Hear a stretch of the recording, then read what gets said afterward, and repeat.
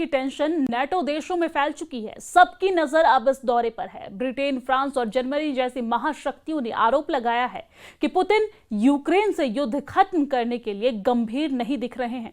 France के राष्ट्रपति Emmanuel Macron ने रूस को एक बड़ी धमकी दे दी है। भारत आने से पहले पुतिन एक बड़ा फैसला कर सकते हैं, जिसका बहुत बड़ा नुकसान नेटो देशों को होगा। रिपोर्ट देखिए।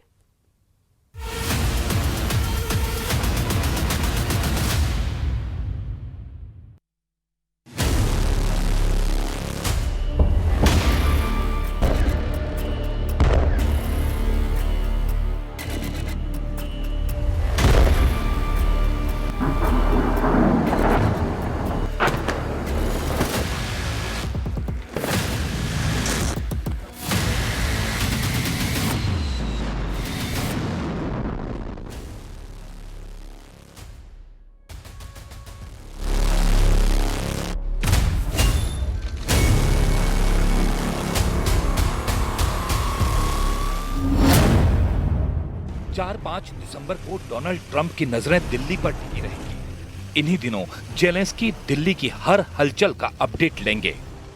फ्रांस के प्रेसिडेंट, जर्मन चांसलर, ब्रिटेन के पीएम, तुर्की के राष्ट्रपति टकटकी लगाए दिल्ली में पुतिन और नरेंद्र मोदी की दोस्ती का दमदार शो देखेंगे। प्रेसिडेंट पुतिन की ऐतिहासिक भारत यात्रा की गवाह पूरी दुनिया बनेगी।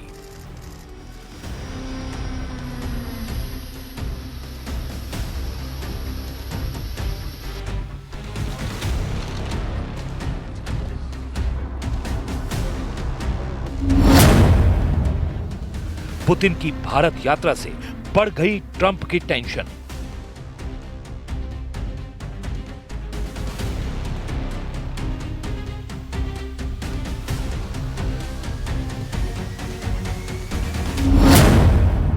पुतिन की भारत यात्रा से नेटो में खलबली।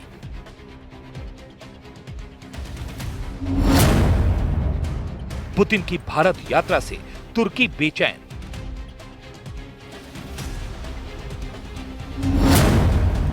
रूस बोला मोदी सबसे महान partner.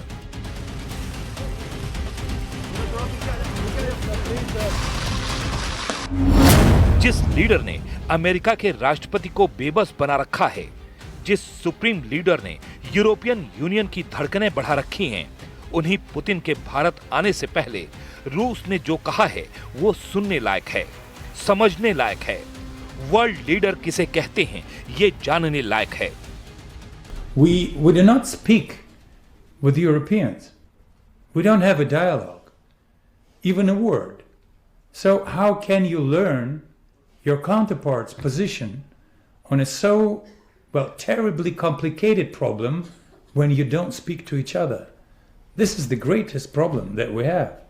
But with India, it's vice versa. India wants to listen to us. We want to explain ourselves. India hears us, and it's a mutual understanding. So we do appreciate. Putin Bharat ऐसे वक्त में आ रहे हैं जब दुनिया में कई मुल्कों की तकदीर नई करवट ले रही है।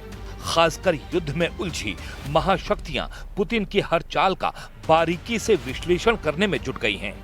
पुतिन की भारत यात्रा से पहले नेटो के पावरफुल सदस्य एक्शन में आ गए हैं। पुतिन के खिलाफ जबरदस्त मोर्चाबंदी की पूरी डिटेल जानने से पहले वॉर जोन से आया बहुत बड़ा अपडेट जान लीजिए, क्योंकि यूक्रेन और रूस ने पूरी ताकत से एक दूसरे को दहलाना शुरू कर दिया है।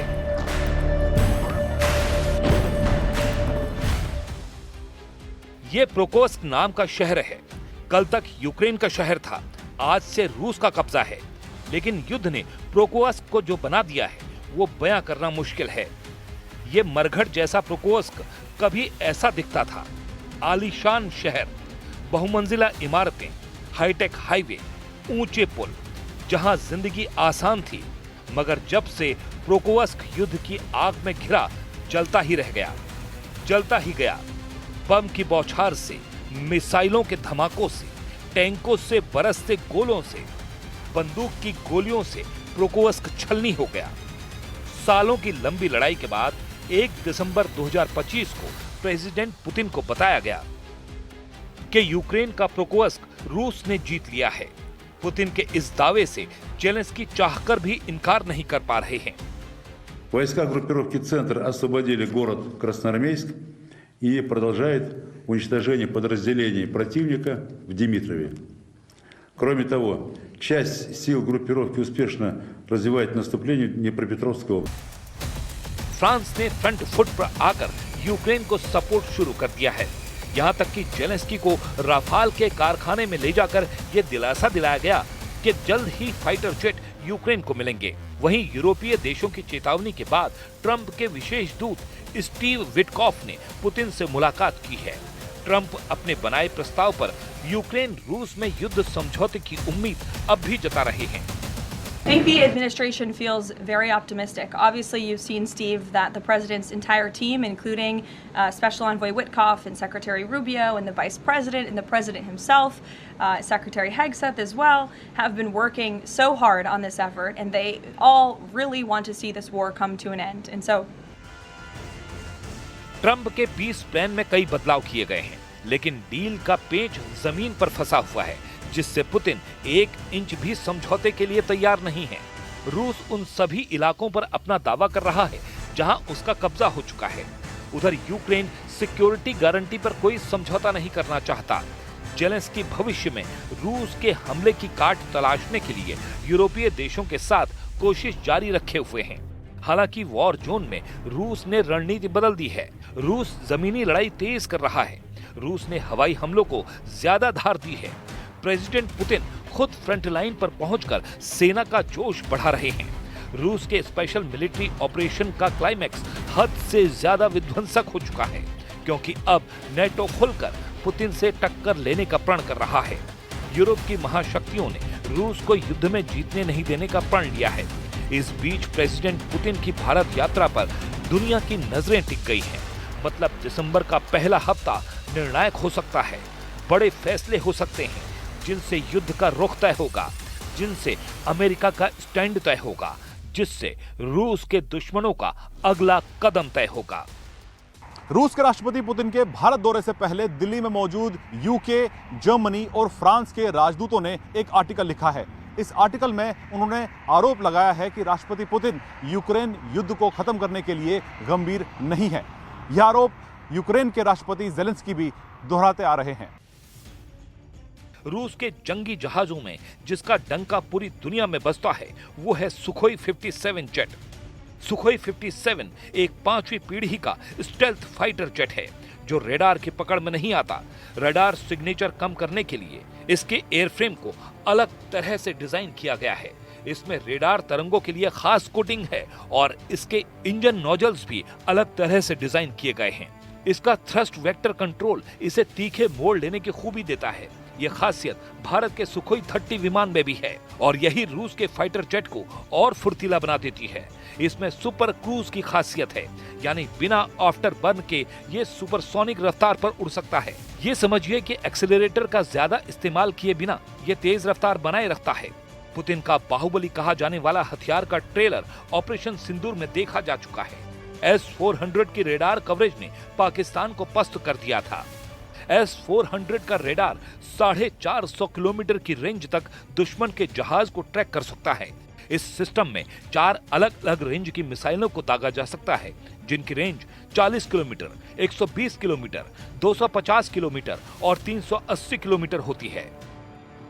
ऑपरेशन सिंदूर में सबने देखा कि पाकिस्तान के विमान जब उसके ही एयर स्पेस में थे, तब भारत उनको आराम से ट्रैक कर पा रहा था। भारतीय सेना का दावा है कि आदमपुर में तैनात S-400 के जरिए एक पाकिस्तानी टोही विमान को 314 किलोमीटर दूर पाकिस्तान की सरहद के अंदर ही मार गिराया गया था। हथियारों से अलग जब भी प्रधानमंत्री नरेंद्र मोदी और पुतिन मिले हैं, नई मिसाल बनी है। रूस और भारत के रिश्तों का नया मुकाम दोनों लीडरों ने दिया है। We're proud to have been shoulder to shoulder next to our Indian friends during their historic growth in the most important moments of their history. And at the same time, we are very grateful to India for a very friendly stand nowadays. very friendly stand towards our country and towards our interaction on global, in bilateral and global affairs. Putin PM Modi का कितना सम्मान करते हैं, ये BRICS summit की तस्वीरें बताती हैं। दोनों लीडर की जुगलबंदी देखने लायक थी। अब भारत रूस का 23वां सालाना शिखर सम्मेलन हो रहा है, तो पुतिन भारत के मेहमान बन रहे हैं। पुतिन अब तक भारत का 9 बार दौरा कर चुके हैं। ये उनका 10वां दौरा है। पहली बार पुतिन वर्ष 2000 में भारत आए। इसके बाद 2002 में भी वो भारत आए। इस दौरान भारत की कमान अटल बिहारी वाजपेयी संभाल रहे थे। पुतिन 2004 में भारत आए। वो 2007 में भी भारत आए, जब वो गणतंत्र दिवस पर देश के मेहमान थे। पुतिन 2012 में भी भारत आए थे। इस दौरान डॉक्टर मनमोहन सिंह देश के प्रधानमंत्री थे। इसके 2 साल बाद पुतिन 2014 में भारत आए। 2016 में उन्होंने गोवा में ब्रिक्स समिट में हिस्सा लिया। पुतिन 2018 में भी भारत आए। इस दौरान प्रधानमंत्री मोदी से मुलाकात हुई और भारत रूस के बीच कई समझौते हुए। 2021 में भी पुतिन भारत आए थे और अब 2025 में उनका दौरा हो रहा है। पुतिन दिल्ली से ट्रंप को मैसेज दे सकते हैं। पुतिन यूरोपीय देशों को दिल्ली से अपने अगले कदम पर सिग्नल दे सकते हैं।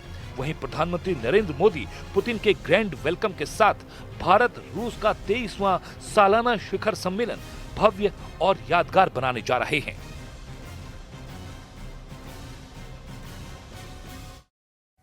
और यहाँ पर वक्त एक बहुत छोटे से ब्रेक का।